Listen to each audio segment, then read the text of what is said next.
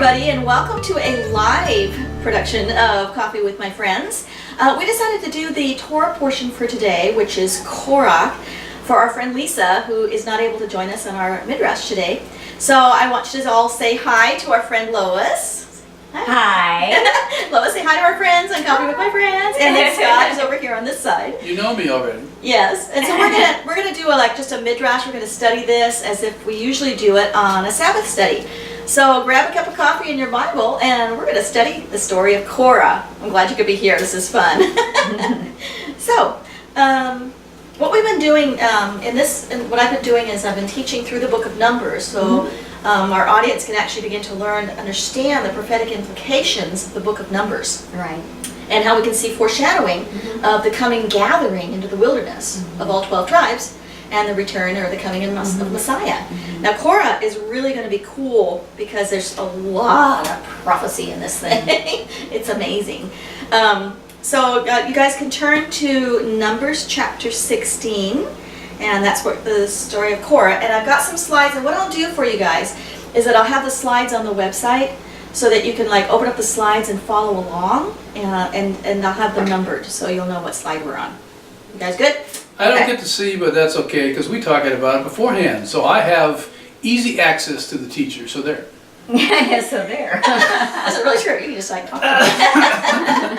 So remember, we're talking about Bamidbar in the wilderness, and we talked about at the very beginning how Bamidbar is the bait, the Mem Dalet Beit Resh, which is basically in the water of chaos going through the door to the house of the head person. Yeah, so that's what we talked about. So that's kind of where we started. But today is the rebellion of Korah. Scott's, I think, have you seen these slides? No, we talked most of the way through it. So Yeah, I'll turn it so Lois can see it. I'll watch it when you get it put together and put it up on Yeah. YouTube. Yeah, really. So Lisa, I hope you're opening the slides and watching this. So, rebellion of Korah. Now, first of all, one of the cool things here is that Korah, the meaning of the name Korah and where he comes from. So I have what I have here is a genealogy, and Korah comes from the tribe of Levi. So we have Levi here, Kohath, and then we go down to Amram, and Ishar, Hebron, and Uzziel. And Korah comes through the second-born Izhar. Okay. So Aaron and Moses and Miriam came out of Amram, who was the firstborn. Kohath, you see, was a second-born. And then Ishar, Korah, who rebelled, was a firstborn too. And actually, this actually has a lot of significance for why they rebelled. It's a battle of the firstborns. Okay. That makes sense? That makes a lot of sense. Yeah. Because let's start out by looking to see who's in this. So 16:1.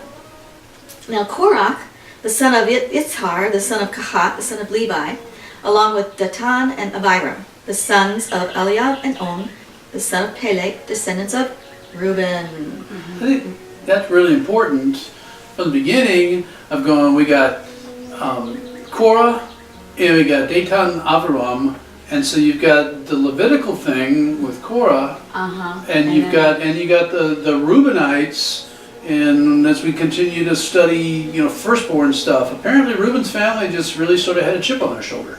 They just really had trouble. And so one of the things as we talk through this, let's look at the relationship between Korah and his rebellion and Datan and Abiram and their rebellion and who was pushing on whom. So anyway.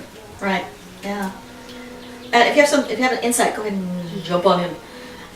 So Korah, again, is a firstborn, and he's of the tribe of out of Ishar, right? He's a Kohath. So here you can go back here again. We have Gershon, Kohath, and Merari. And remember last time we talked about how they were positioned around the camp. So the tribes of Gershon, Kohath, and Merari were to guard the different sides of the tabernacle, and then Moses and Aaron were to guard the east, or the entrance. And that corresponded with the tribes as well that guarded it. So it's just all a matter of levels of guarding and protection, and levels of kedusha, or holiness, or being set apart. So one of the complaints was, aren't we just as good as you guys? Kohath, the family of Kohath was, yeah, they were just as good as Gershon and Merari. Well, actually, the Gershonites carried the curtains, and the Merarites, whatever, carried carried the frames, and Kohath, their family, carried all the holy things on their shoulders. So out of those three groups of the Levites, Korah was from the special group that got to actually touch the holy things and carry them. So he had a responsible position, maybe more, you would think, as Westerners, of them carrying the curtains or carrying the frames. He got to carry the holy things. They wrapped them up. He had the menorah on his shoulder. Right. I know. That's actually cool. And I think that's what made them have kind of a chip on their shoulder, like we're a little bit better. Yeah. Because we've got a better position in. Yeah, you're right. I think you're right. So we'll keep going here. We're going to look at the meaning of the names in Hebrew as well, because that's really kind of cool. But what they did was the descendants of Reuben, they took men and rebelled against Moshe. And that term took men is the idea of like snatching or grabbing men in rebellion. And then siding with them were 250 men of Israel, leaders of the community, key members of the council, men of reputation. And then they assembled themselves against Moshe and Aaron and said to them, "You take too much on yourselves. After all, the entire community is holy." There we go, they're all holy. They're all holy. Which is true. Every one of them, and Adonai is among them. So why do you lift yourselves up above Adonai's assembly? So here we're dealing with a couple different things. It's true. The Reubenites are the firstborn, so they think they've got the responsibility. They should be the leaders of all Israel, rather than Ephraim, or even the Levites. Right now, Moses and Aaron and Miriam are Levites, so it's like Levi is leading all the tribes of Israel, and they're not firstborns. Right. That was one of their complaints. That's not a firstborn family. Levi was what, number 3? I think it was. Reuben, Simeon, Levi, and Judah. Yep. Yeah, they were number 3 on the list. So they weren't even supposed to be in a firstborn position. That I think is Korah's, or Nadab, Datan and Abiram's point. Yeah, because they were from Reuben. And then, of course, Korah says, Korah says, I'm a Levite too. I'm a firstborn. I should be doing that as well. Yeah. So that's not cool. Well, here we go. This is the tribe of Kohath, and this is how they were set around the tabernacle. So you see Moses and the priests on the east, Kohath on the south, where Reuben was, Gershon on the west, and then Merari on the north. Now Kohath, the word Kohath means alliance. Okay. So the clan of alliance. So in alliance, the people will rise with fresh oil. They will be united and attached to each other, and God will protect them in the secret place, and God will be their strength. So that's awesome. When the tribe of Kohath is acting in their responsibility, that's what's going to happen, and that's huge. That's really important, especially in the South. You know, there's this leadership core thing, and I look for patterns in political relationships and whatever.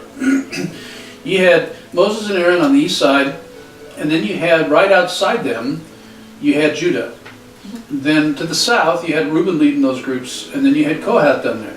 So we've got the Levites, Judah doesn't really show up in this story, but then you've got Reuben and Kohath down there in the south. So it's this core group. It's interesting that maybe, they were camping near each other. Maybe the Reubenites and the Kohathites, physically at night, they're in their tents down there in the same area, and they're there because God's placed them there because there's this level of responsibility. It's interesting. I've just been going through Ezekiel, and when they do the reapportionment of the land in Ezekiel, and starting from north to south, you come down to Reuben, who's just outside of Judah, who's then next to the area of the prince and the area where the temple is, and the area for the Levites, and the area for the city, and then you got Benjamin below it. But there it is again. Somewhere, the whole thing about being the firstborn was important to God, and even though Reuben messed it up and was totally rebellious, because of his position, God was still honoring that position. And we see that over and over again. We'll see it later in today's Torah portion where the firstborn is supposed to be offered to God, and then for men you give not a ransom, but Anyway, you gotta pay redeem- for them, you gotta oh, redeem them. redeem You gotta them. redeem Yeah, them. yeah. Sorry, it's aging brain cells. But Yeah. anyway, but you gotta redeem them. And so, but there's something about the firstborn. And Reuben, although being really stupid, he still was a firstborn. Yeah. Okay, we're going to look at in a second here. Okay, so Kohath, we have Kohath here on the south. Korah comes out of Kohath, and his name in Hebrew means bald one, or baldy, baldy. And who did we hear that was taunted as baldy? Remember Was it baldy? Elisha or Elisha. Elijah? It was Elisha. Okay. Which, and we're going to go back to that in a second because that's actually connected Oh, here that's interesting. prophetically. Yeah. Then over here we have Reuben, which on the south, and Reuben means behold a son, and his clan leader means my God is the rock, a spreader of light, right? Which is that's an important thing as well. Datan is the same as Dotan, which is north of Samaria. So you think of Dotan comes from the northern tribe of rebellious Israel, or the Samaritans. That it implies prophetically rebellion. Rebellion. Yeah.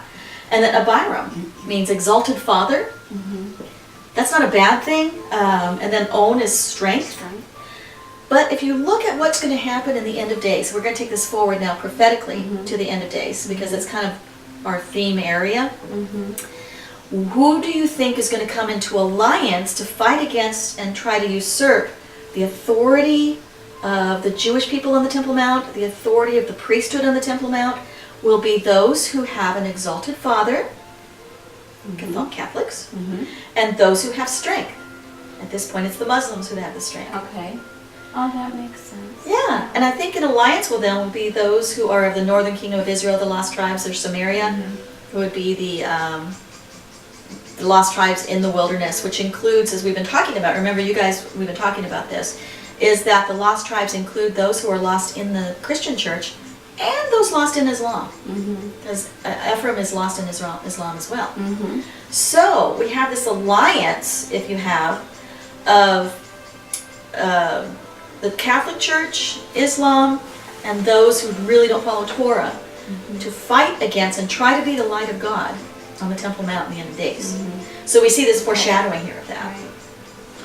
I think in the larger point related to that is that as we're studying through what we call the Old Testament, we're studying through Torah and Tanakh, these family relationships, the names in there really mean something. As Teresa shows, week after week, she's all about studying the names. And when you start studying the names, you start seeing how different families thought about God. And those things, those seeds that were planted into those family lines trickle on down through to the present day. It's all about family. And we, tend to think it's about the church. It's not about the church. It's about family. And the church came out of lots of family members. But again, those family lines are strong. They cannot be broken. And we're going to see them repeated. Remember, it's circular. Everything's circular, not linear. We see them repeated over and over and over again. Reuben's family sort of is, they have strong leadership qualities.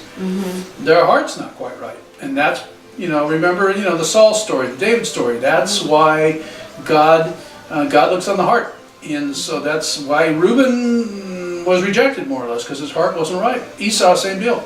Leadership qualities, but heart wasn't right. Well, and Reuben had a definite sin that made him fall. I don't know, sleeping with your father's, concubine? I mean, come on. That's probably not a good thing. He didn't do that. He didn't accidentally fall into that. I mean, willfully. He willfully did that. He did that. Yeah, he actually, it wasn't like just an accident. Oops. I totally did not know that was her. Yeah, exactly. No, it was a deliberate sin. Yeah, it really was. Yeah. And then the last players in this whole thing are the 250 leaders of all the tribes, right? And the word there in the Hebrew is the nasi, the leadership, the 250 nasi. Now the word in nasi in the Hebrew, it means leadership. It could mean a prince. It could mean a cloud as well, which is really when you start looking, when Jesus comes on the clouds of glory to heaven, the clouds of heaven, is he coming on the clouds of heaven, but to the leaders or the princes of Israel as well. So they there's a little layer there. Little nuances. Yeah, that we there's fun. miss, yeah. All right, so Korah, I'm going to go back to the bald one.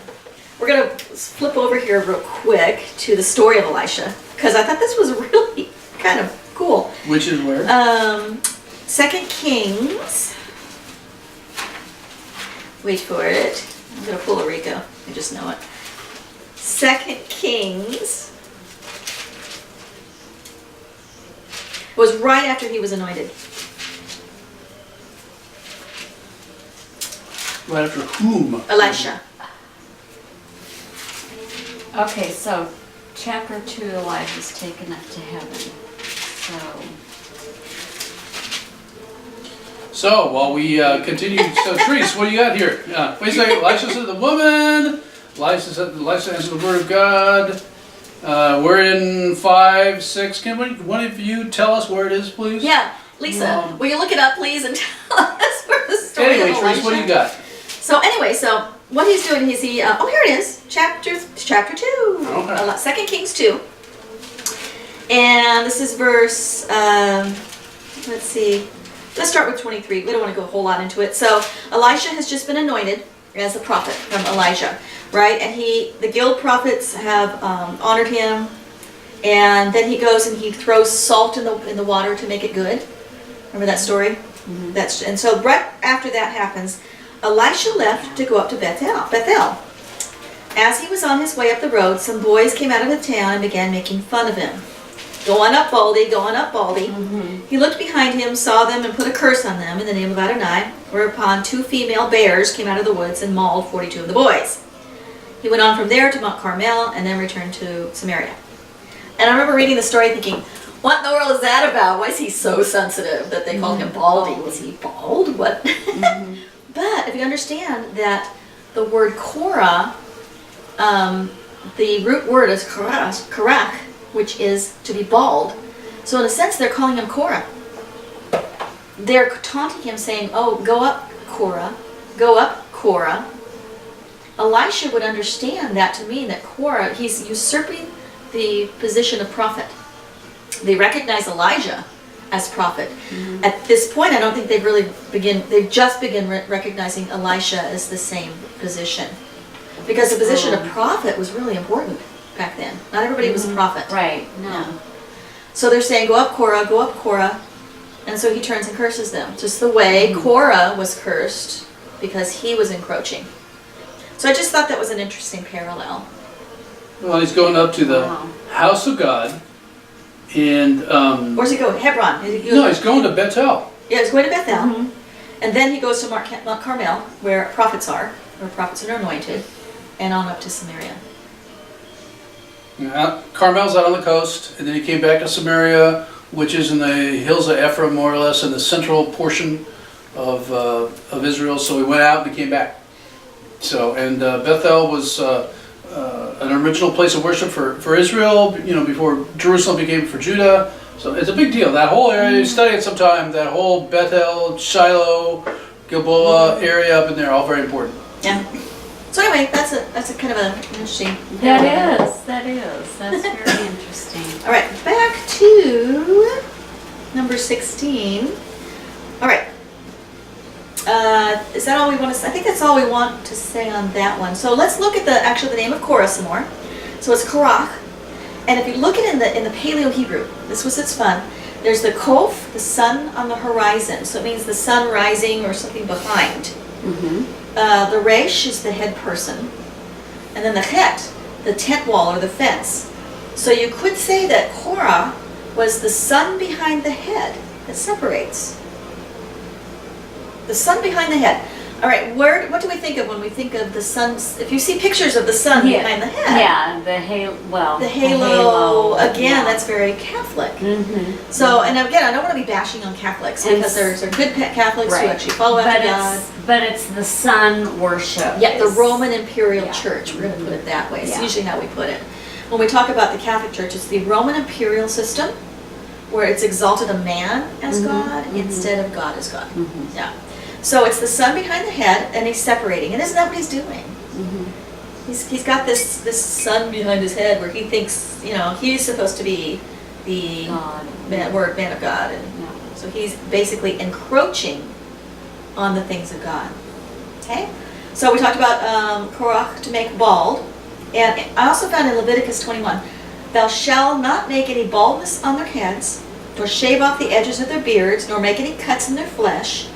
They shall be holy to their God, and not profane the name of their God.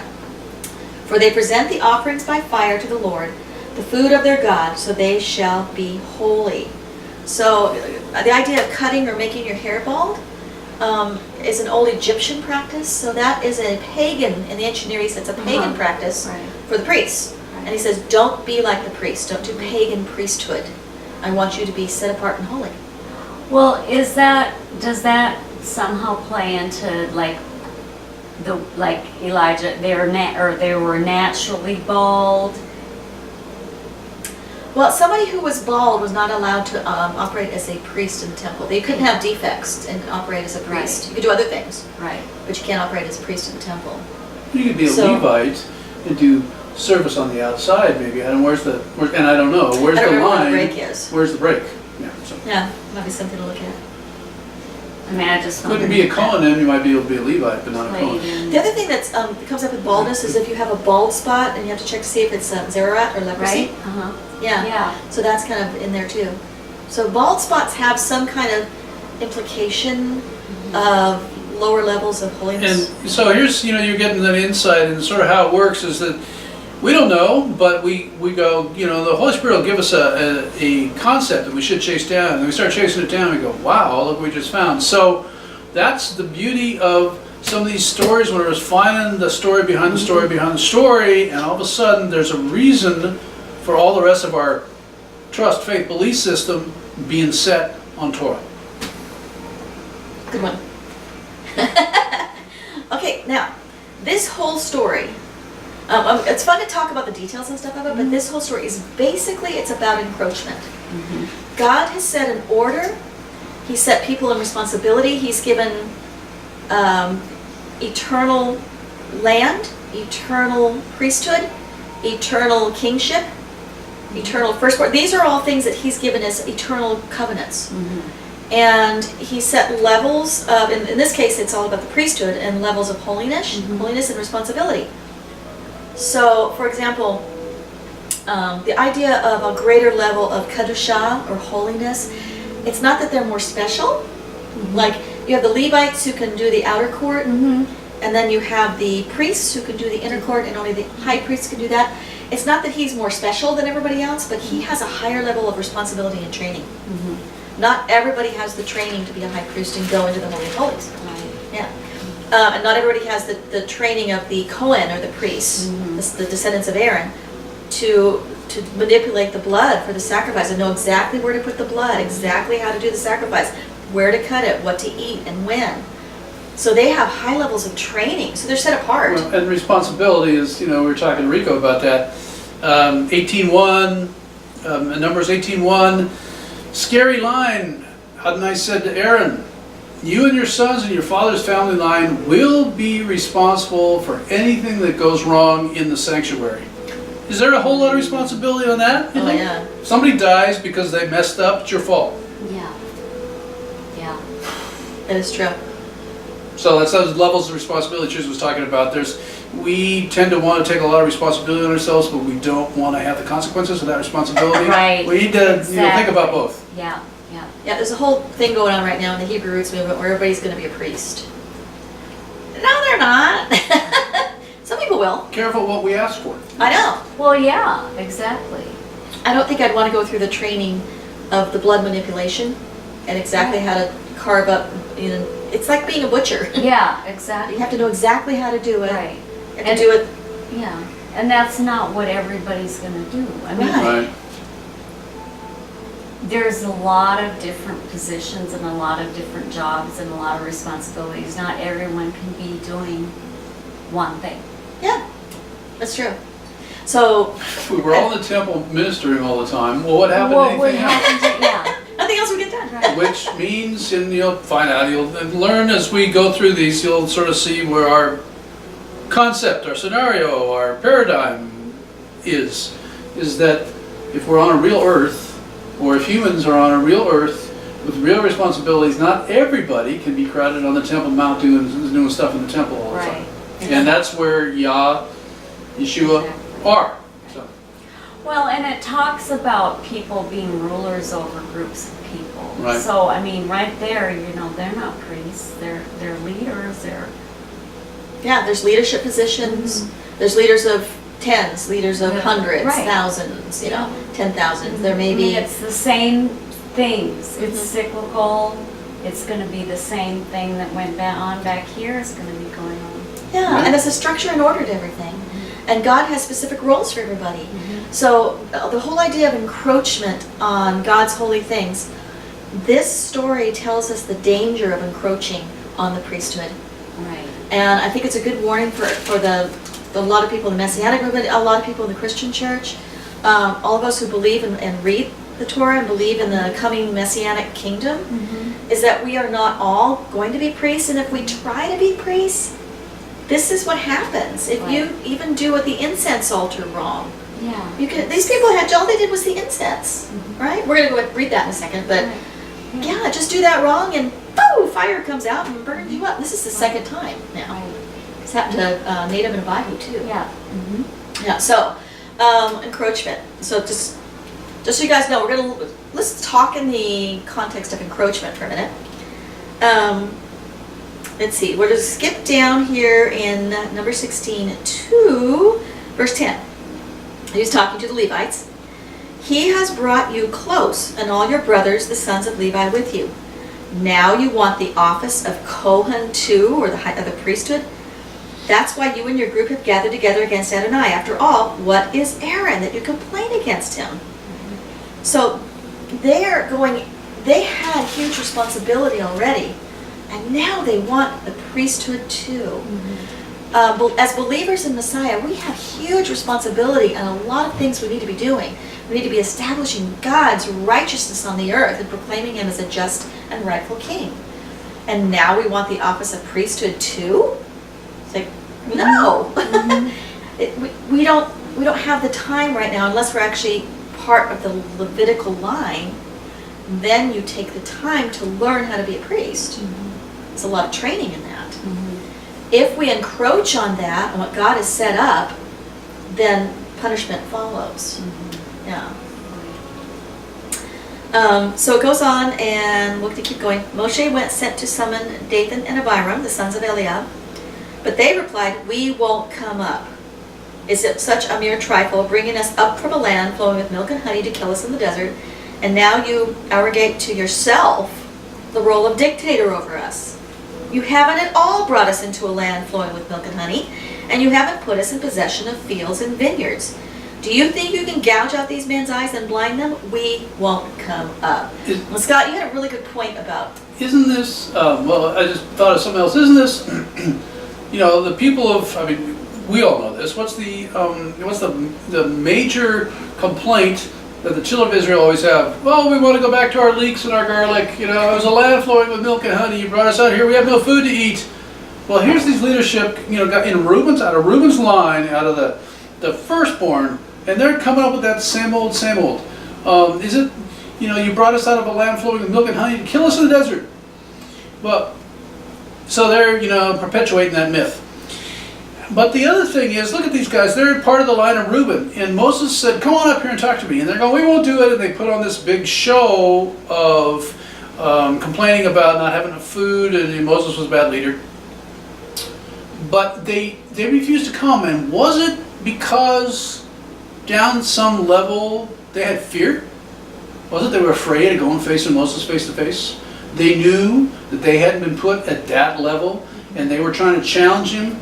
We were talking about it earlier this morning, and I was saying that maybe they were using Korah, trying to use Korah to get to Moses, but they didn't have the intestinal fortitude to go talk to Moses face to face by themselves. They had to use this thing, and Moses said, "Come on up here." They're going, "Oh no, well, you're a bad leader, and you take on too much on yourselves." But ultimately, inside, they were going, "I don't really want to go talk to Moses face to face." Right, and that's possible. The other thing that I noticed in verse 13 is, it's like they're equating Egypt with the Promised Land.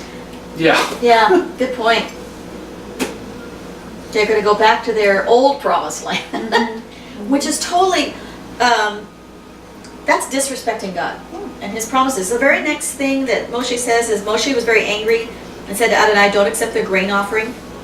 It's like, what's that about? But the grain offering is the mincha offering, and that was to bring the fruits of the land in gratitude over God's promise and provision in the land.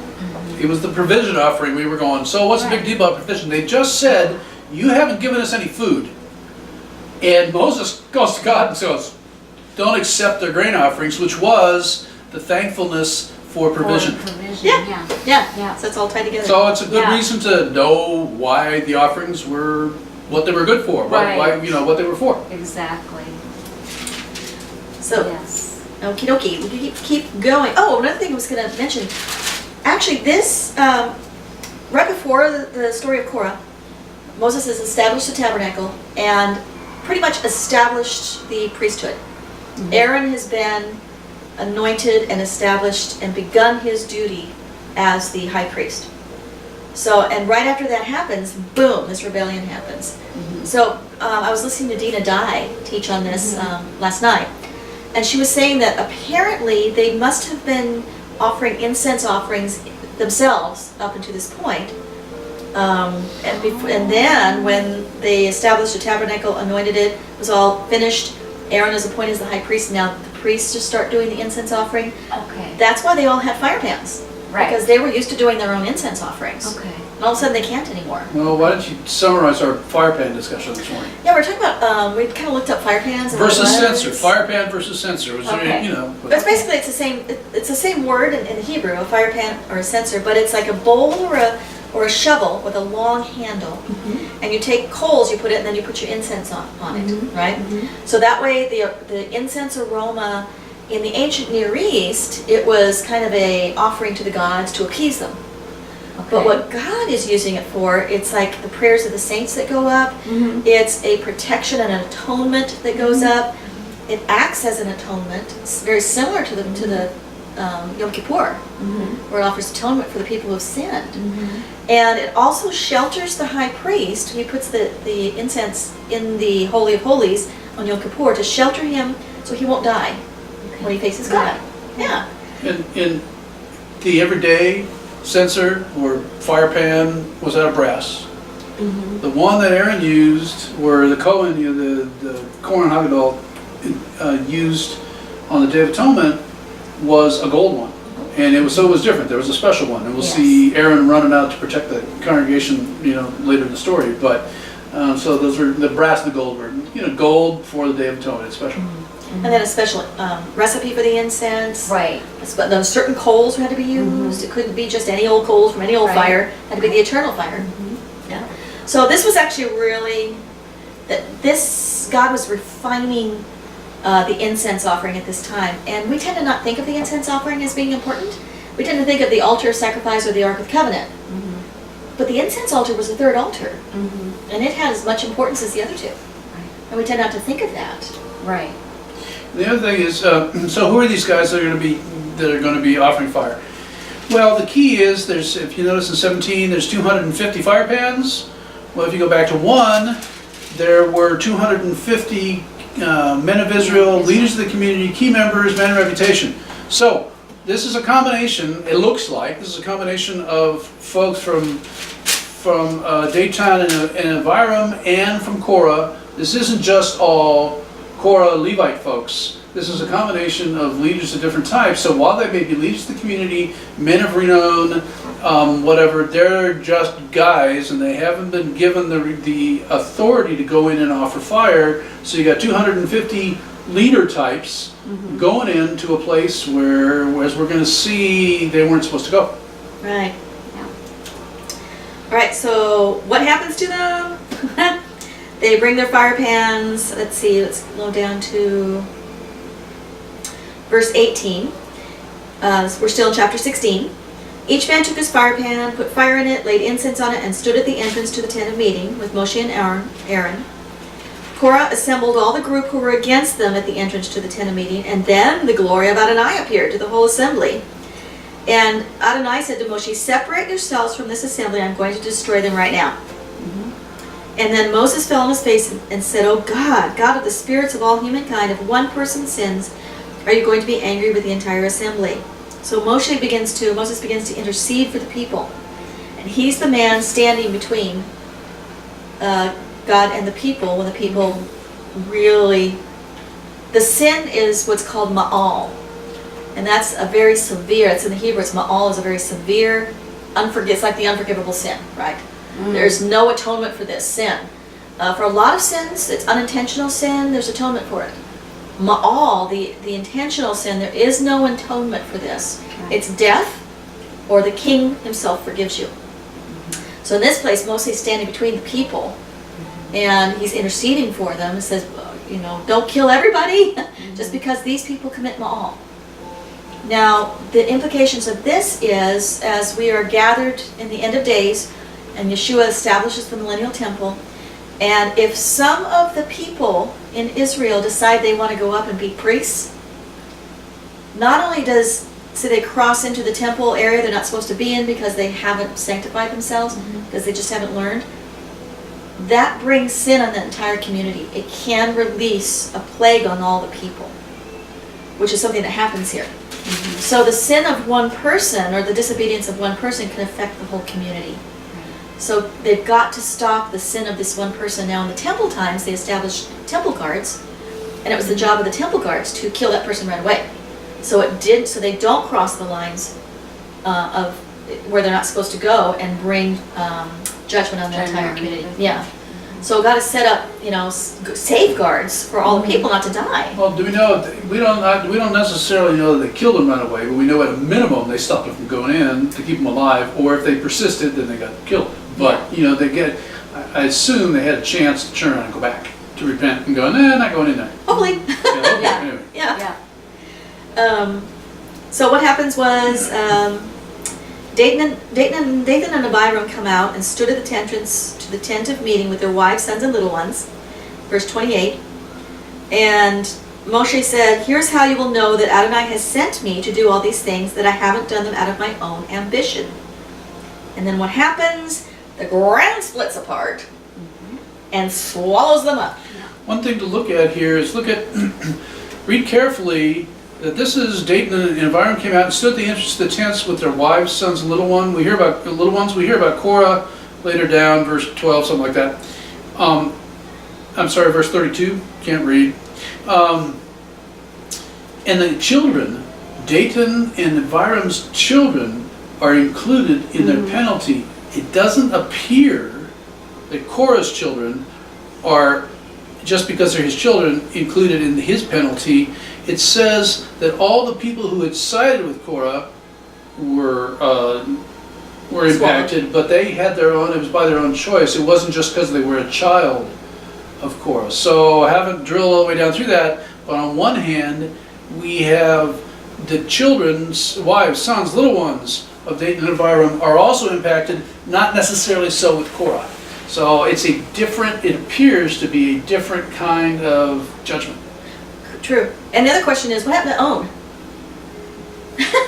On, the guy who was listed at the very beginning. Was at the beginning, yeah. On, actually Dina brought this up as well. It appears he may have repented.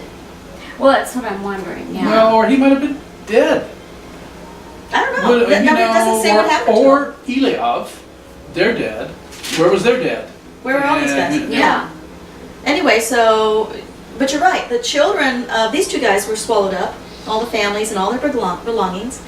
However, Korah, it was only his children weren't swallowed. Because if we go on further on in history, it were the sons of Korah who were the musicians in the temple. And so, they had to be alive. Yeah.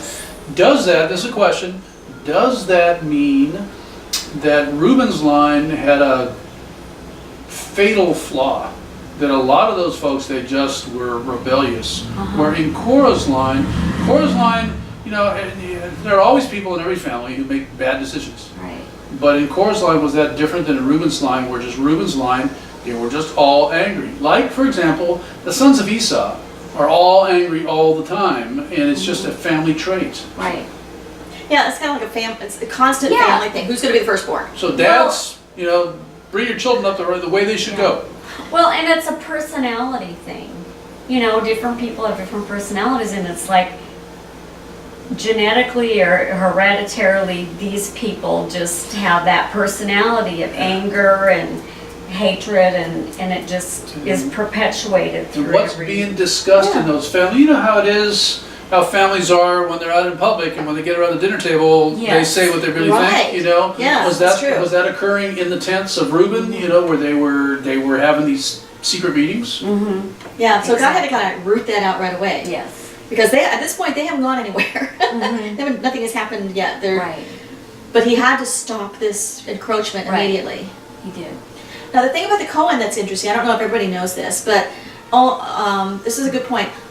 All Cohen or priests are Levites, but not all Levites are Cohen. Right. And a lot of times we don't make that distinction. Mhm. So a Cohen is a descendant of Aaron, Mhm. and they have a genetic marker in their DNA. Mhm.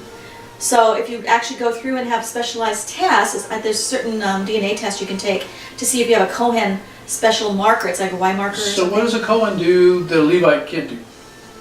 A Cohen is the only one who can actually officiate like the sacrifices, Offer the blood. offer the blood, take care of the menorah, do the incense offering, do so they operate in the holy place. So it's the bread of the presence, the incense offering, the menorah. It's actually doing the blood manipulation. So the Levites They then, eat the- the they eat Levites are standing there with the hose, washing down the deck after the sacrifices. have been Levites have a taken. lot of You responsibilities. know, cleaning up the dead bodies, taking them outside to burn them. You know, whatever. They clean the ashes. There's a lot of things that the Levites do. Just because they're not Cohen, they can't They're go not. into the farther area. So if you look at the temple, you have the court of the women, which is like everybody can go in there. Then the court of the men, then the men can go in. That's the court of the Levites, basically, where men can go. And then the court of the priests, and then you have the holy place and the holy. So it's like higher levels of So responsibility. the court of Israel stops in front of the altar, Mhm. and then the priest can go between the altar and the door, and then you can go into the holiest place, the holy place. Right. Then you can go into the holy of holies. And again, I'm learning more about that Yeah. as I go Thank through you, temple Rico. studies. Thanks, Rico. And Joseph Good. Yeah. And the Holy of Holies, only the high priest could go into, right? Right, Right. just the high priest. And it's funny because I was studying about how in Second Temple times, it was a 2-story building, right? Uh-huh. So you have the Holy of Holies, where only the high priest could go in, but there was another room above it.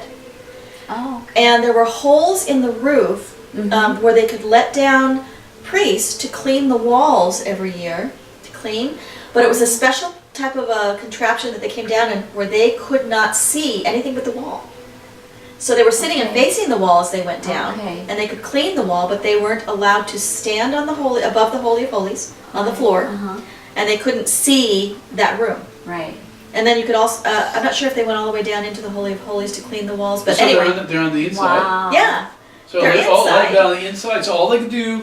Oh, that's Is interesting. just it's this little Wash the wall. enclosed thing that comes down from the roof, and they can clean it. Oh, that's very Isn't that crazy? interesting. Yeah. That's very interesting. Yeah, So it That's so didn't neat. kept them alive because all they were doing was focusing on Right. the wall in front of them. Right. yeah, yeah. Right. So they weren't looking on the mercy seat. Yeah, didn't see anything. So that was really cool. So anyway, only the Cohen could make the incense offering. Only the Cohen could go do the menorah and the showbread. So those were really important things. But they have special DNA markers, and you can actually get a genetic test to find out if you're of the tribe of Aaron. And that's how they know. And that's how they're developing the priesthood in Israel right now. Only the people who qualify to be Cohen. So that's cool. I wonder, do you think that has anything to do with who will actually probably be priests then in I the do. millennium? We do. I Yeah. think so, yeah.